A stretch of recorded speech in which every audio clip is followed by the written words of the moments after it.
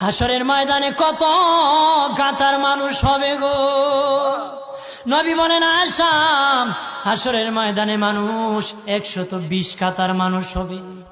কয় কাতার? আয়েশা রে, হাসরের ময়দানে 120 কাতার মানুষ হবে। আয়েশা সিদ্দিকা বলেন ইয়া রাসূলুল্লাহ, ইয়া রাসূলুল্লাহ, আমি জানতে চাই আপনার রাসূলুল্লাহর উম্মত কত কাতার হবে? নবী বলেন আয়েশা, আমি রাসূলুল্লাহর উম্মত একাই 80 কাতার হবে।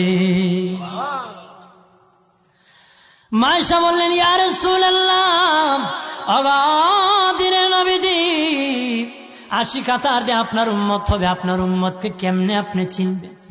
নবী বলেন আয়েশা রে, আমার উম্মতকে 3টা পরিচয় আমি চিনব। 1 নম্বর পরিচয়, আমার উম্মতের কপাল থেকে নূর চমকাবে, নূর চমকাবে। নবী বলে বাবা সাহাবীরাম, অসংখ্য ঘোড়ার মধ্যে যদি কিছু চান কপাল্লা ঘোড়া হয়, এইগুলা চিনতে বড় সহজ হয়। চান কপাল্লা ঘোড়া চিনতে বড় সহজ হয়। হাসরের ময়দানে আমার 1 প্রকার উম্মত চান কপাল্লা হবে, কপাল থেকে নূর চমকাবে, নূর চমকাবে।